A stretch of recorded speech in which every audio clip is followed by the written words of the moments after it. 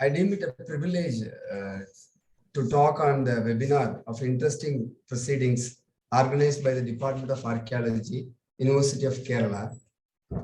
I thank Professor Preeta Nair for giving me a chance to talk on the webinar on the theme Mythical Hybrid Incarnations in the Early Medieval South Indian Sculptural Art. I'm going to focus upon the myth and the ideology of these sculptural art. Before going into the details of the slides or pictures that are related to the topic, just let us see the politico-socio cultural developments that happened in the early medieval South India. This is very important to understand how the early medieval dynasties in this region imbibed the sculptural art to project certain political ideology. So in this way, the background history or the developments are important. The ideology of kingship was well developed with all its necessary aspects. Though in the early historic period, we could see the concept of Chakravardin or a true kingship developed. But the ideology of kingship with all its components, with all its necessary aspects was well developed during the early medieval South India. Then the Brahmanical religion and Puranic Idihasic tradition disseminated from North India through Deccan to South India. There was a liberal royal patronage to religion, and religion became more institutionalized. Taking this as an advantage, the state integrated the society through the concept of bhakti or religious devotion. So in each phase of history, the state, driven by certain elements, wanted to integrate the society. During the early medieval period, most of the southern states integrate the society through the concept of bhakti or religious devotion. Then there was a tendency of equating kings with the divinities. This tendency emerged. Though it is not like the Devaraja cult, what we see in the Southeast Asian region, a kind of Devaraja cult are the kings equating themselves with the divinities clearly emerged. We have the images of Pallava kings in the Raka temples scooped out for the divinities, and the lithic records as well as the copper plate records of the Pallava kings as well as the Pandya kings equate them with the, even the queens with the goddesses, the kings with the divinities. For example, Narasimha Varman II identifies himself with the Kumara or Subramanya, and he equates his father Parameswarman with the Shiva. So kings equating themselves with the divinities was very conspicuous during this period. The early medieval South India dynasties, especially the early Western Chalukyas of Badami, Pallavas of Kanchi, the early Pandyas of Madurai, and the Adiyamans of Tagadur, that is Dharmaburi region, the northwestern part of Tamil Nadu, utilized the new religious elements, particularly mythology and sculptural art, to communicate certain political ideology among their subjects, though not in a very conspicuous way, in a subtle way. These contemporary dynasties invariably used two hybrid incarnations of Vishnu, namely Varaha and Narasimha, to express certain political ideology. Let us see the Varaha incarnation of Vishnu, the myth and ideology behind the image. According to Hindu mythology, the earth was once submerged under vast oceans by the demon Hiranyaksha. In order to rescue the earth, Vishnu took the form of a wild boar, that is Varaha, and dove into the great waters. Here he killed Hiranyaksha and carried the earth above the water once again. There are many textual descriptions with the different versions are available, especially in the Bhagavata Purana, Brahma Purana, Matsya Purana, Varaha Purana, Vishnu Dharmottara Purana, Agni Purana, Narada Purana, Lingya Purana, Markandeya Purana, Padma Purana, and others. The ideology behind the Varaha incarnation of Vishnu is the political ideology, what they wanted to project. It projects the role of a warrior king, and it projects the king as the rescuer of earth or kingdom, and it projects the king safeguarding the inhabitants. And this is the political ideology that the early dynasties wanted to project among the people. Then we have early depictions of Varaha, zoomorphically as well as anthropomorphically. We are all aware of that the Aaron sculpture is a fantastic example for zoomorphic representation of Varaha. And we have more examples. We have the Chalukyan kings issued coins with the Varaha, figure of Varaha, and Gurjara Pratigara king, especially Miharab Boja, issued coin having the figure of Varaha, and he himself had the title Adi Varaha. The Vijayanagar kings had Varaha as their emblem, like Chalukyas. And in the anthropomorphic representations, apart from Udayagiri, we have more representations in Badami, Mahabalipuram, Kanchipuram, Madurai, and Namakkal.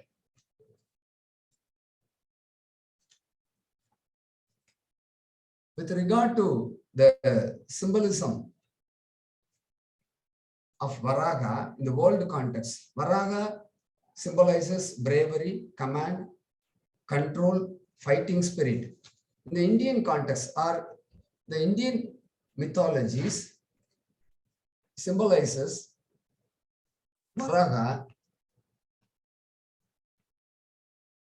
Varaha represents bravery, honesty, self-confidence, hero or warrior, savior, and sometimes a powerful symbol of good mothering.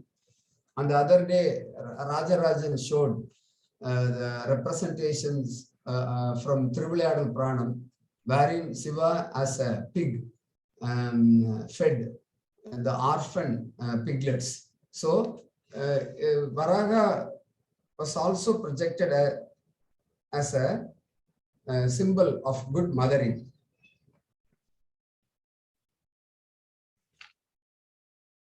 Then the next hybrid incarnation is the Narasimha incarnation of Vishnu. Let us see the myth and ideology. We have 30 narrations of Narasimha myth spread through different Puranas. The classical myth of Narasimha, we shall see that according to Hindu mythology, the demon Hiranyakasipu, the twin brother of Hiranyaksha, the demon already overthrown by Vishnu in his previous incarnations, Varaha, what we have seen just now, obtained a boon from the god Brahma that he could not be killed by human or animal from inside or outside, by day or by night, and that no weapon could harm him. Thus feeling secure, he began to trouble heaven and earth.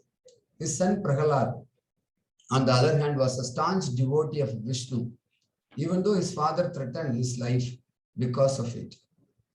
One day the demon challenged Prahalad and, kicking a stone pillar, asked, if your God is omnipresent, is he in this pillar also? He questioned his son. Vishnu emerged from the pillar in the form of a man-lion and slew the demon at dusk on the threshold, that is the entrance of his palace. We have a lot of textual descriptions regarding the avatar or incarnation of Vishnu as Narasimha. Vishnu Purana, Bhagavata Purana, Agni Purana, Brahmanda Purana, Vayu Purana, Brahma Purana, Vishnu Dharmottara Purana, Kurma Purana, Matsya Purana, Padma Purana, Siva Purana, Linga Purana, Skanda Purana, and a host of other Puranas narrate the story or the mythology of Narasimha avatar or incarnation of Vishnu in different versions. The ideology behind the mythology or the sculptural representation of Narasimha. Narasimha is considered to be the protector of good, destructor of evils, and especially the terminator of enemies. The symbolism behind the image of Narasimha, from Celtic mythology to the mythology of Far Eastern countries, Narasimha is conceived as a symbol of courage, nobility, royalty, strength, stateliness, power, and valor. And usually, in the world context, he is considered to be the king of beasts.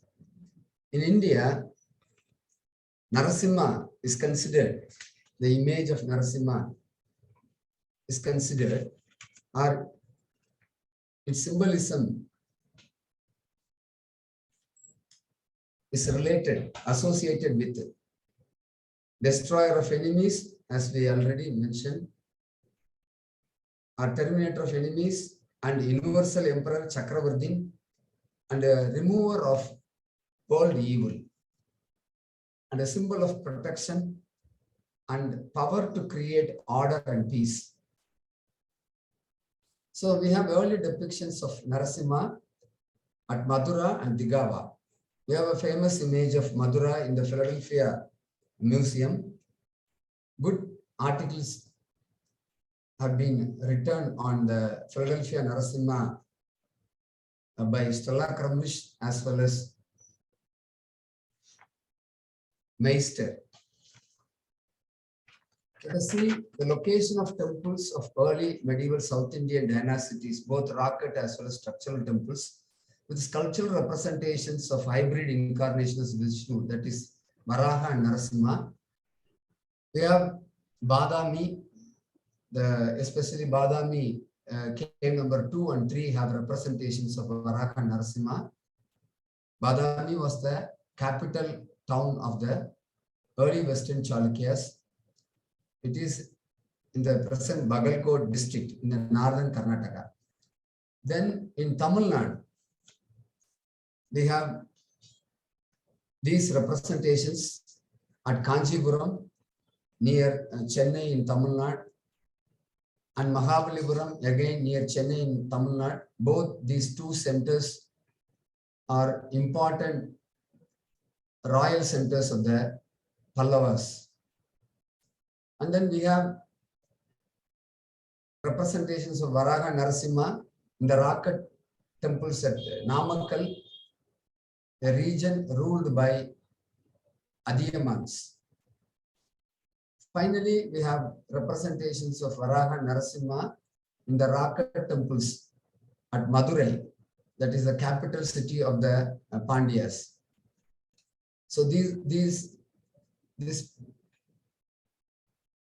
let us see the mythical hybrid incarnations in the sculptural art of early Western Chalukyas.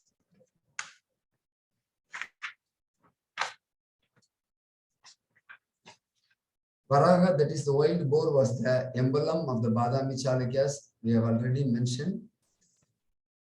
The Chalukyas of Badami issued even gold coins with Varaha in zoomorphic representation in the 6th century CE. Hybrid forms of Vishnu as Varaha is carved as a bas-relief image in the rock-cut cave number 2 by the early Western Chalukyas. The cave temple is dated to 6th century CE. Here you could see the huge image of Varaha endowed with 4 arms emerging from the primordial waters, and the Nagas and the Naginis are shown adoring the Varaha.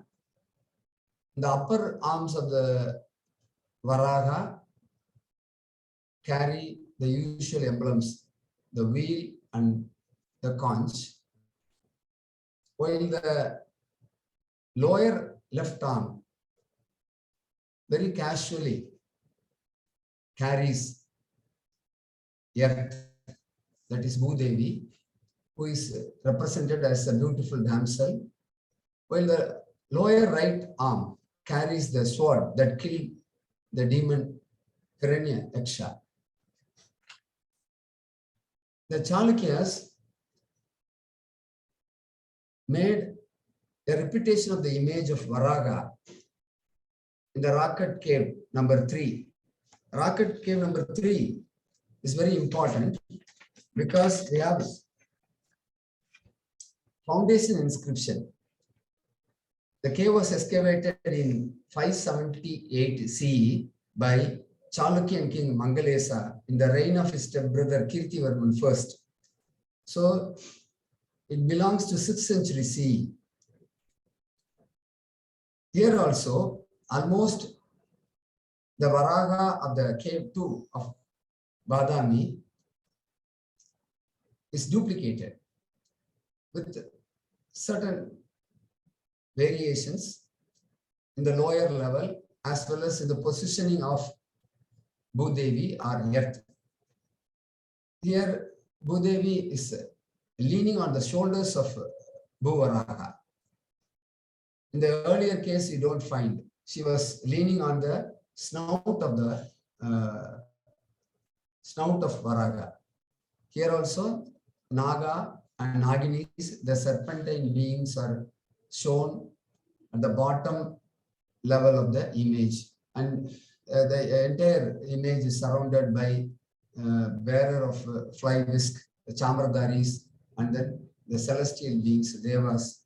And the lower part of the sculptural panel, you could see the Ganas, the dwarfish figures celebrating this great event.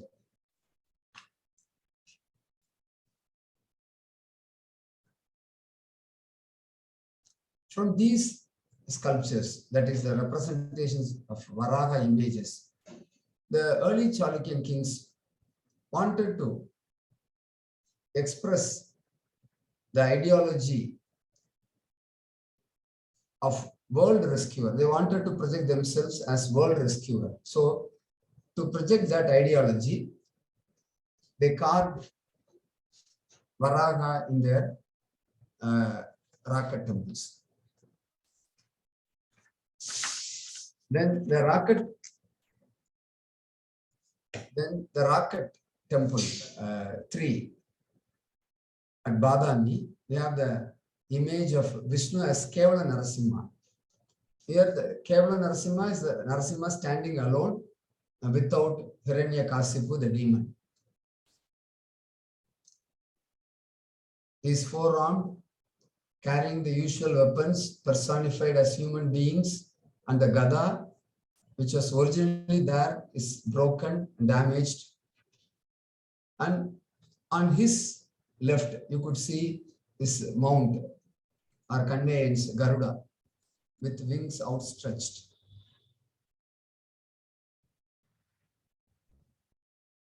The Chalukyan kings carved images of Narasimha to express the ideology that they were the terminators of enemies. Even the copper plates and the lithic records of Chalukya kings, they claim that they defeated neighboring kingdoms like Kadambas, Alupas, and others. So they carved Narasimha images in their Raka temples to project themselves as the terminator of enemies. The next important dynasty which focused on this theme was Pallavas. This image is from Mahabalipuram, that is from Varaha Raka temple. It belongs to 7th century CE, excavated by Narasimhavarman I, alias Mamalla.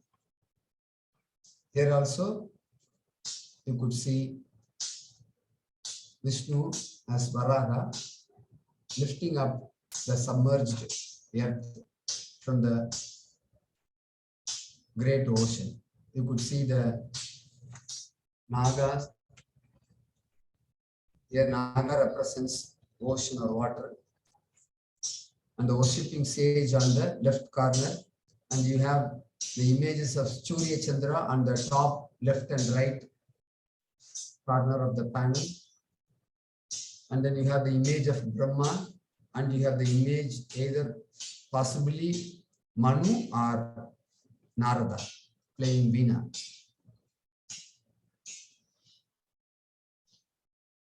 Another image of Varaha appears in the structural temple of the Pallavas at Kanchipuram. You have the image in the Vaikunta Perumal temple constructed by Nandivarman II in the 8th century CE. Here you could see Kevala Varaha, Varaha standing alone. Only you could see the Nagas on his right, and you could see the 4 rishis or sages on the top level. They could represent the 4 great rishis, the sons of Brahma, the Sanak, Sananda, Sanada, and Sanat Kumara, are 4 Vedas, possibly 4 rishis or 4 Vedas. Then the Pallavas also fond of carving the relief images of Narasimha. In the Vaikunta Perumal temple, we have these specimens. The first image you could see Narasimha fighting with Hiranyakasipu. Hiranyakasipu is seen with holding sword and shield, and Narasimha without any weapons attacking him and fighting with him. So he is called as Yuddha Narasimha. He is in the fighting attitude. Once the fight was over and Hiranyakasipu was killed, he saved Prahalada from Hiranyakasipu. And in the next image, we see Kevala Narasimha, the Narasimha seen after the fight, and you could see Prahalada on his right, spatting and adoring Narasimha. Next important dynasty which made sculptures of Varaha and Narasimha was the early Pandyas. Early Pandyas made huge colossal image of Narasimha in the Narasimha Raka temple. Here the information is wrong. It is not at Tirupuramandalam. It is at a place called Yanai Malai. It belongs to 8th century. This is Yoga Narasimha. So huge image of Yoga Narasimha was cut in the living rock.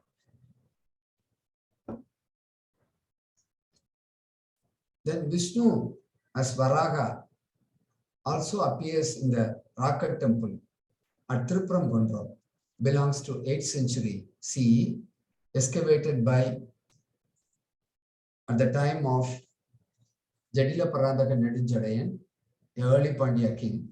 We have a foundation inscription for this Raka temple. Here also, Varaha image is carved on the outer wall of the sanctum. Here Varaha is holding Bhudevi or earth on his lap, and other usual emblems are seen in the image. Vishnu as Ugra Narasimha appears in the same Raka temple at Tirupuramandalam, excavated by early Pandyas.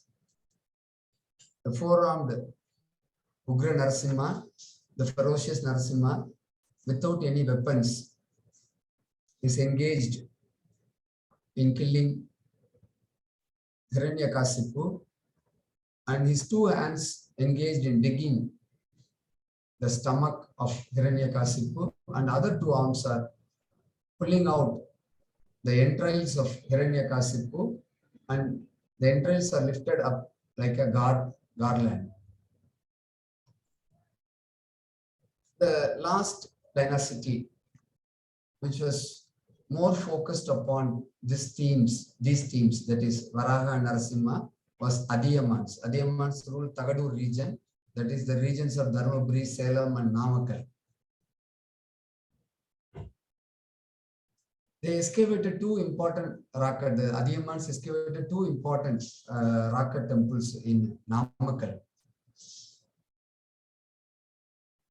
Here also, the Vishnu as Varaga appears in the Narasimha temple at Namakkal. The temple belongs to 8th century CE.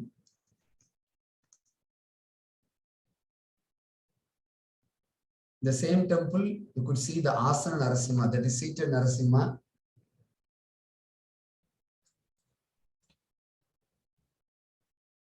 Then in the same Raka temple, you have Ugra Narasimha.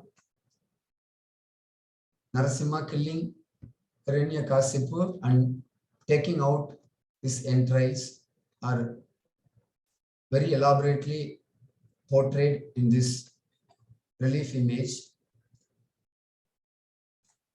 Then you have a very slender image of Narasimha, Keval Narasimha, Narasimha standing alone in the Ranganatha temple at Namakkal. Let us see some important aspects that surfaced from our discussion. The early South Indian states have made use of certain myths and their sculptural representations to communicate certain political ideologies that we have seen how Varaga mythology and sculptural art was used to project the political ideology that these early dynasties wanted to claim that they were the rescuer of the earth or kingdom. Then the second important ideology is that through the image, myth, and iconographer image of Narasimha, these early medieval South Indian dynasty wanted to claim or wanted to inform that they were the terminator of enemies. The sculptural representation of Varaha and Narasimha associated with the political ideology are found especially in the capital towns or royal centers of early South Indian dynasties. These images are not found in other parts of their kingdom. Predominantly, these images are found only in the royal centers or capital towns. That's why we associate these images with political ideology. Further, the themes mostly appear in the Raka temples or structural temples commissioned by the kings or royal officials. These images are not found in the Raka temples or structural temples excavated or constructed by ordinary people or affluent merchant class or other sections of the society. Only they appear in the royal constructions. The reputation of sculptural themes, especially the Narasimha theme or Varaha theme in the Badami or in the Adiyaman Raka temples, obviously indicates the royal inclination towards project certain political ideology. With this, I conclude. Thanks for the opportunity.